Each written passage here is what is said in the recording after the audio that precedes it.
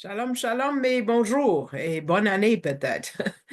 Euh, je vous accueille à partir du Texas où je suis présentement dans le ministère. Et puis, mais je continue avec la série en Zacharie. On est arrêté au verset 9 et 10 du chapitre 9 et on va continuer là-dedans. Ce sont des études qui ont été écrites par le docteur Arnold Fruchtenbaum, qui est le fondateur des ministères Ariel. Et aussi, surtout dans cette deuxième partie, ce sont les enseignements de M. Jacques-Isaac Gabizon, qui est le directeur canadien des ministères Ariel Canada. Donc, ouvrez vos Bibles, s'il vous plaît, avec moi au Zacharie 9, où nous continuons dans cette section tellement riche. Verset 9. Réjouis-toi avec transport, fille de Sion. Pousse des cris de joie, fille de Jérusalem. Voici ton roi vient à toi. Il est juste et ayant le salut, humble et monté sur un âne, et sur un poulain, le petit d'une ânesse. C'est qui le roi d'Israël qui vient à son peuple? N'est-ce pas vrai que nous sommes enseignés que le roi d'Israël, c'est Dieu lui-même? C'est ce que les Écritures disent. Regardons euh, où c'est une des fois, c'est en Ésaïe 44, verset 6, mais c'est partout dans les Écritures. 44, 6 de Ésaïe dit, ainsi dit l'Éternel, le roi d'Israël, OK, c'est clair, et son Rédempteur. Oh, deux, l'Éternel des armées. Il y en a deux ici, là. Je suis le premier, encore, mais le sujet est au singulier. Je suis le premier et je suis le dernier. Or, moi, il n'y a pas de Dieu, mais il y a juste un Dieu, un Rédempteur, le premier et le dernier. Pourquoi il arrive sur un âne? Mais le mot pour l'Éternel, c'est le nom propre de Dieu, les quatre lettres hébraïques, Yod, He, Vav, He. Et comme j'ai dit, on est confronté avec la pluralité de la divinité, où le Messie et Dieu sont présentés comme un dans le Echad, l'unité qui est composée, qui est faite de plus de trois parties, nous le savons. Mais il y a juste un roi, et lui, il est descendu et il est venu. Ça a l'air tellement étrange, mais c'est les Écritures. Plus tôt dans l'enseignement, on a vu comment les commentateurs rabbiniques ont vu comme deux instances du Messie. Ils ont comme vu deux Messies, mais ils ne pouvaient pas séparer le Messie de Dieu. Ils l'ont vu comme un, puis ils sont laissés confus. Si tu nies Jésus, c'est ce qui va arriver. D'autres sont allés plus loin et ont vu comme nous les voyons, même trois dans les Saintes Écritures. Ils disent que oui, c'est vrai, nous savons, le mot Trinité n'est pas dans la Bible, OK? Mais ils essaient, les rabbins, de nier toute cette idée de pluralité. Mais il y avait des rabbins qui n'ont jamais lu le Nouveau Testament et ont vu la pluralité dans l'Ancien Testament. Vous pouvez le voir dans notre livre Christologie messianique, c'est très clair. Il y a une section de 20 pages là-dessus à la fin.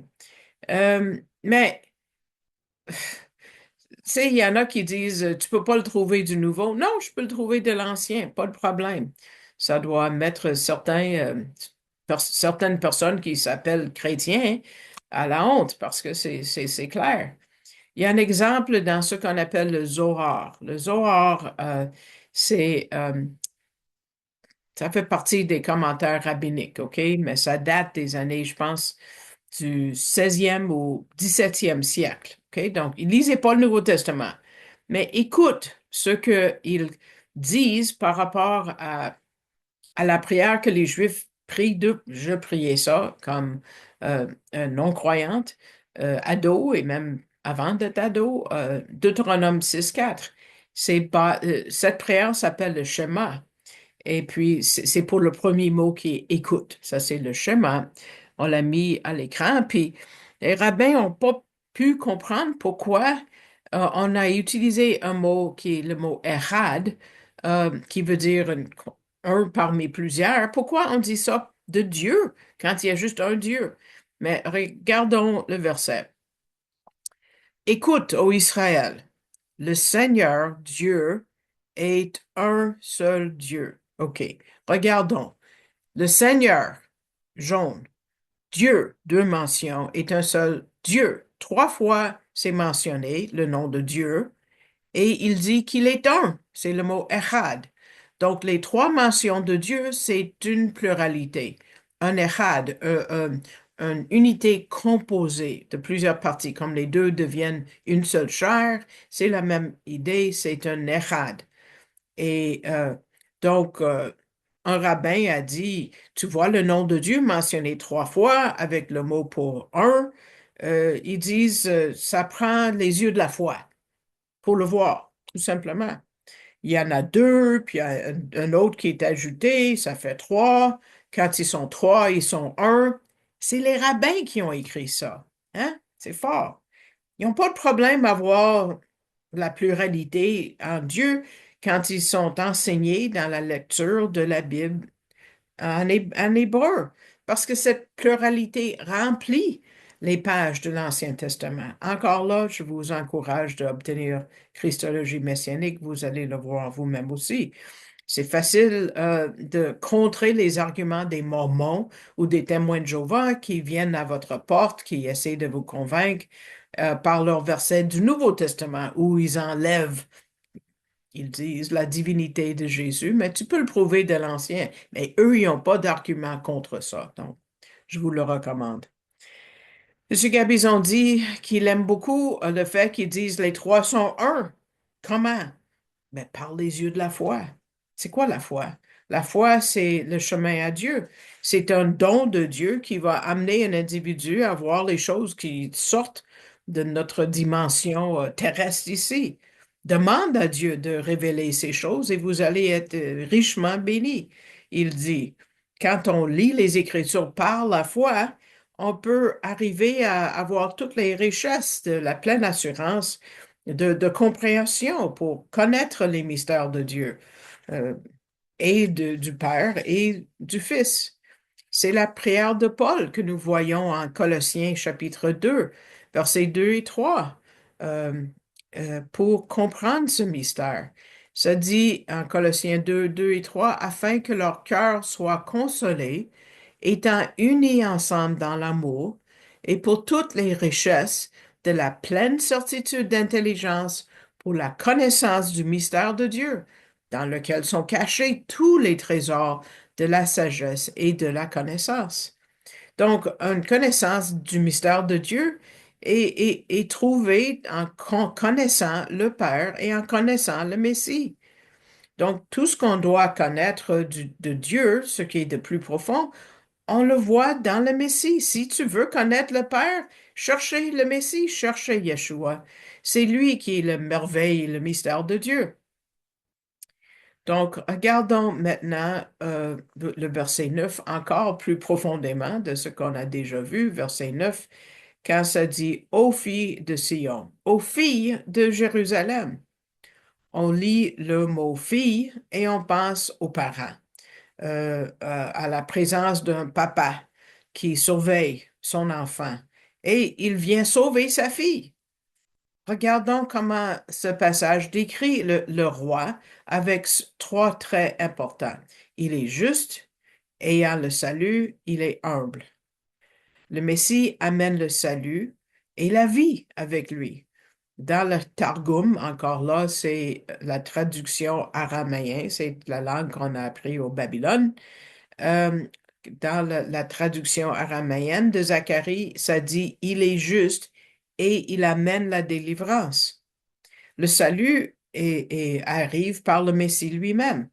Et c'est très bien compris par les rabbins qui ont écrit des commentaires. Même Maïmonide, qui est connu comme le chef de tous les rabbins, on l'appelle le Rambam, et il a tenu à l'interprétation de Zacharie 9.9 comme étant le Messie. C'est ce qu'on voit aussi dans le livre Christologie messianique. On va donner toutes les prophéties de la loi, des prophètes, des écrits et ce que les anciens rabbins ont cru pour chacune. Donc, c'est un livre qui est vraiment précieux. Vous pouvez l'avoir en format euh, en papier ou numérique. Numérique, c'est évidemment moins cher. Vous pouvez écrire au bureau à info@arielcanada.com. Bon. Donc, ce rabbin célèbre a sorti cette interprétation au moment où l'Église catholique opprimait les Juifs et essayait de les forcer à avaler Jésus, dans le fond, pour les convertir à leur forme de religion. Et les rabbins ont, euh, pour essayer de contrer cette pression à la conversion, ont réinterprété beaucoup de passages pour avoir une meilleure défense. Mais ils ont retenu Zacharie 9:9 en disant, c'est le Messie. Et écoutez ce que Maïmonide a écrit par rapport à ce verset. Le chariot des ânes référait au Messie, comme on voit les mots de Zacharie. Voici ton roi vient à toi, il est juste et en le salut, humble et monté sur un âne. Le Messie vient avec le salut. Et surtout, on a le deuxième mot, il est juste. C'est le mot d'être tzaddik, un juste. C'est comme ça qu'on devient juste par les Écritures, pas à travers notre propre justice ou par nos œuvres. Non, non. Aux yeux de Dieu, il n'y a pas une personne en vie qui est assez juste pour entrer au ciel, uniquement s'il est couvert de la justice du Messie. Là, on peut s'approcher de Dieu. La justice, c'est un attribut de pureté morale qui appartient à Dieu seul. Et c'est lui qui est le juste. Personne n'est juste aux yeux du Seigneur, sauf les chrétiens. On est compté comme étant juste aux yeux de Dieu quand on reçoit Jésus par la foi. Toute la foi a été donnée pour qu'on se rende compte qu'on on n'est pas des justes. La loi demande où est ta justice, où est ta bonté, comment tu peux satisfaire aux exigences de Dieu. On peut pas. Mais Jésus répond et dit, c'est ma justice, c'est ma bonté, et moi je satisfais la loi. Hmm. Euh, il dit, c'est moi qui vous a délivré, et je suis le seul juste qui a la vie en lui et qui je peux le donner à qui je veux. Une illustration, M. Gabizon a trouvé, il dit qu'il a lu une histoire par rapport à un homme qui a dit qu'il était citoyen des États-Unis. Il avait une double citoyenneté, comme moi d'ailleurs, mais lui, c'était les États-Unis et l'Angleterre. Et il a été arrêté au Brésil et il a été condamné et, euh, et condamné à mourir. Et les représentants de l'Angleterre et des États-Unis ont tout fait pour lui sauver la vie, mais leurs plans ont échoué. Et le gouvernement brésilien a dit, il a violé la loi et on va l'exécuter. Donc, le jour est venu pour son exécution et il était dans un champ ouvert et les soldats étaient prêts avec leurs armes pour le tuer. Et juste avant le temps pour tirer, le représentant de l'Angleterre et les représentants des États-Unis sont sortis et ont enveloppé l'homme du drapeau britannique et aussi du drapeau américain. Et les deux hommes se sont retenus après et ont dit, si vous tirez sur cet homme, vous tirez sur les forces navales maritimes de l'Angleterre et des États-Unis. Il est couvert des drapeaux des deux gouvernements. Et là, ceux qui étaient pour tirer ont baissé leurs fusils, ils n'ont pas pu tirer. Elle dit, c'est la même chose pour les croyants aujourd'hui qui nous avons Yeshua comme notre sauveur personnel. On est sauvé par lui. Euh, donc, il est juste, il y a le salut, et là, on va voir, il est humble. Ça nous amène directement à Yeshua parce que même si il est humble, et c'est ça le mot qu'on a en français, c'est pas ça que l'hébreu dit exactement, je n'étais pas au courant de ça, Monsieur Gabizon dit peut-être que les traducteurs ont été influencés par la façon que c'est rendu à Matthieu 21, verset 5. Matthieu 21, verset 5, c'est une citation du verset 9 de Zacharie et ça dit, dites à la fille de Sion, voici ton roi vient à toi, débonnaire, et c'est ça la plupart des traductions. La Louis II dit plein de douceur, et monté sur une ânesse et sur un ânon, le petit d'une ânesse.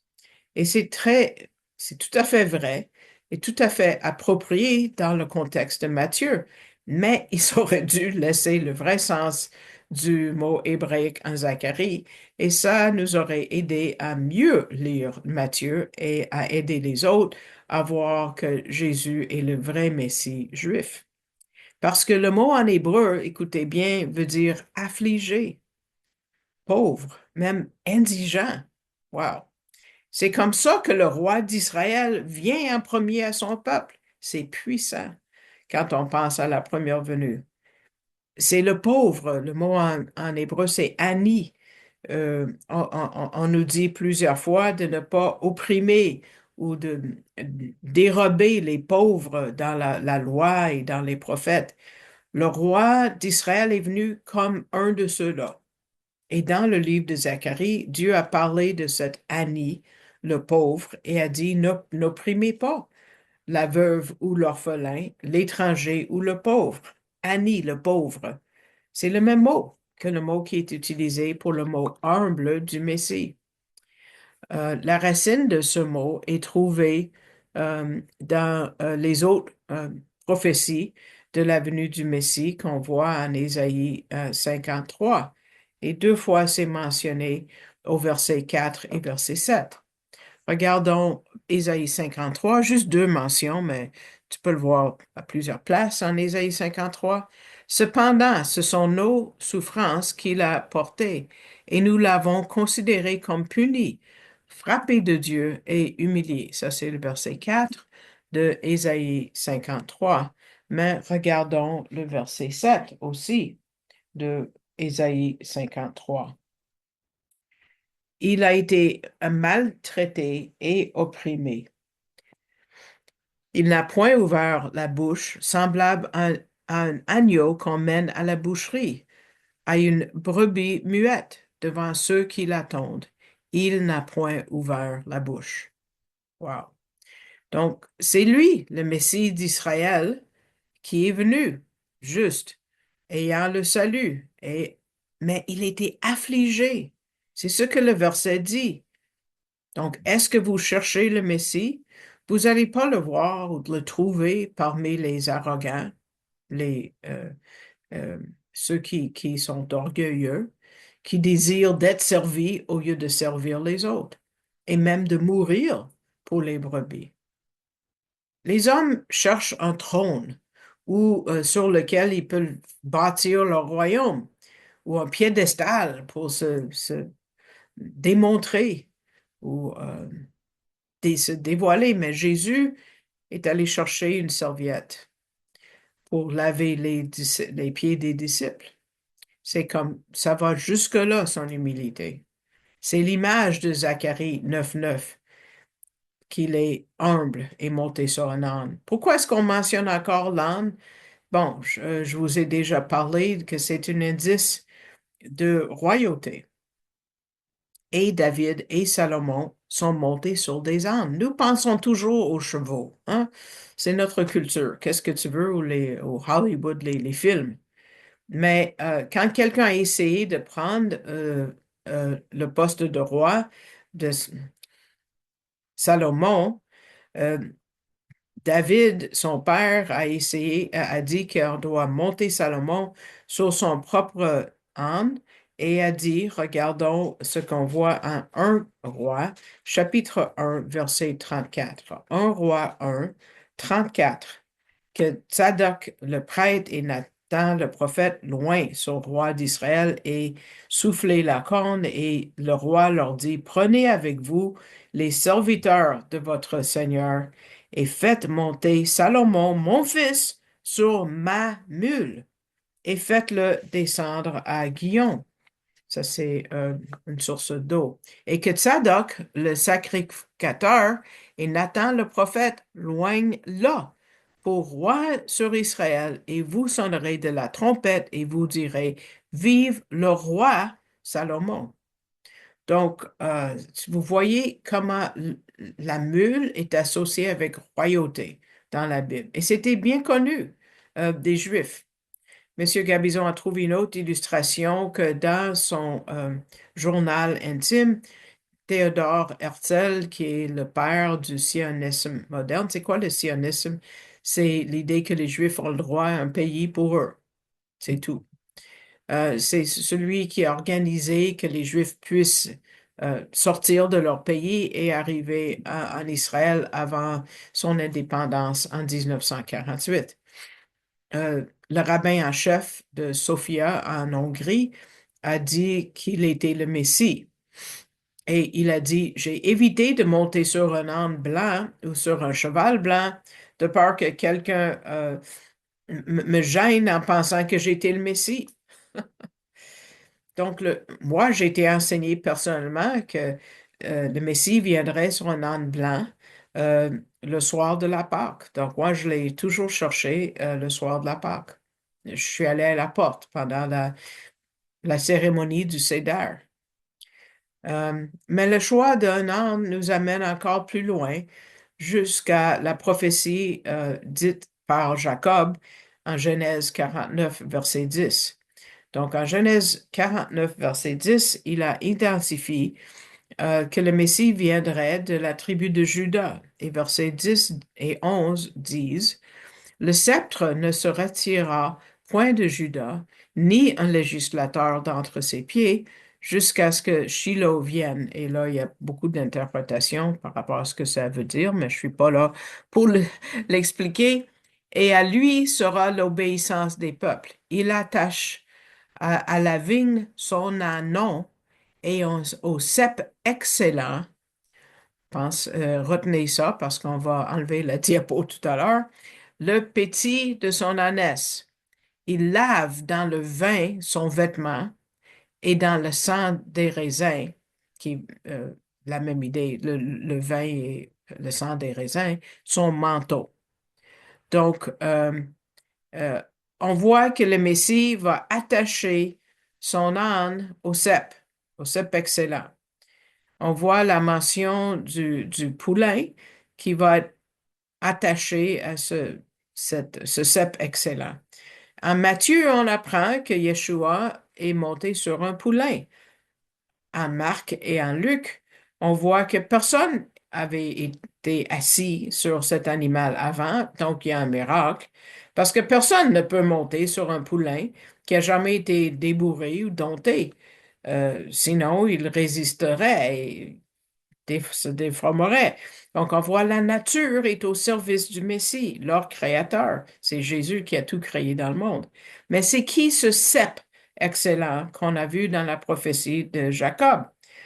Bon, les rabbins disent que c'est n'importe qui est juste, celui qui suit Dieu. Mais nous ne sommes pas des justes sans la justice de Jésus, n'est-ce pas?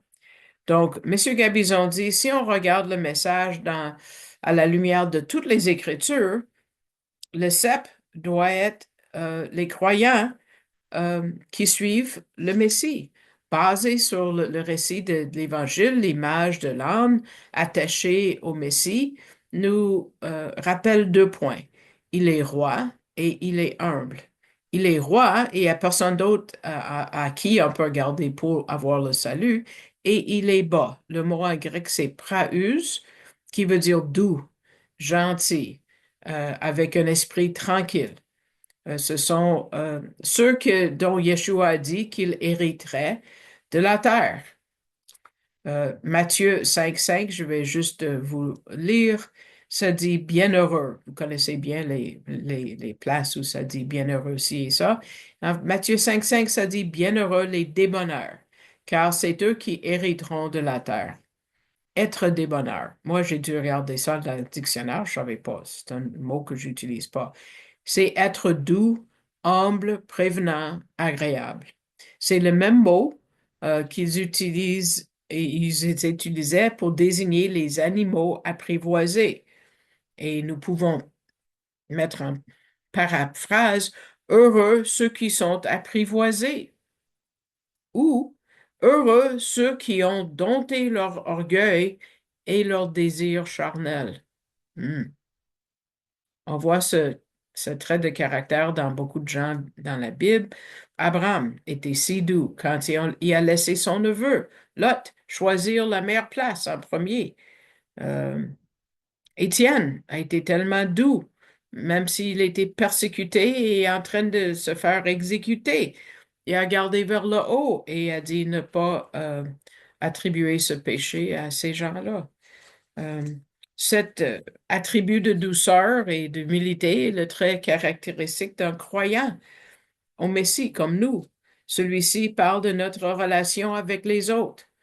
Si ils nous voient humbles et agréables, ils seront attirés par nous et ils nous écouteront, car nous prononcerons la parole de Dieu et aujourd'hui, on a beaucoup à leur dire, n'est-ce pas? Monsieur Gabizon termine avec une illustration qu'il a déjà lu la légende de Pédarétos, je ne connais pas le nom, qui vivait à Sparte, dans la Grèce antique. Sparte était une ville importante, même un État, hein, dans la Grèce ancienne, et les gens de cette ville avaient une réputation d'être courageux et des soldats puissants. Et on dit qu'une fois, il y avait un groupe de 300 hommes qui devaient gouverner Sparte. Et Pédératos était un candidat, mais il n'a pas été sur la liste finale, il n'a pas été choisi.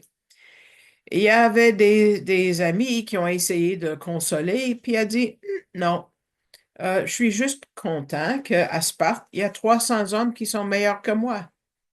Hmm. À cause de ce qu'il a dit, il est devenu légendaire parce qu'il était de bonne volonté de se mettre de côté, pendant que d'autres ont pris les places de gloire et d'honneur. Quelle histoire d'humilité. Monsieur Gabizon dit, chaque croyant est appelé à exercer cette humilité. Donc, ça a été une étude assez longue sur 2 versets, Zacharie 9, 9 et 10, mais il y a beaucoup à dire là-dessus. Et avec ceci, nous terminons la deuxième partie de Zacharie 9 aujourd'hui. Je vous remercie de votre écoute et j'espère que ça vous a béni. Le Seigneur vous a touché à travers les mots de Monsieur Gabizon qu'on a regardé aujourd'hui. Si vous écoutez plus tard, s'il vous plaît, mettez le pouce vers le haut pour augmenter notre visibilité. Vous pouvez vous abonner facilement et avoir un avis chaque fois qu'on sort avec un nouvel enseignement qui est téléchargé sur YouTube.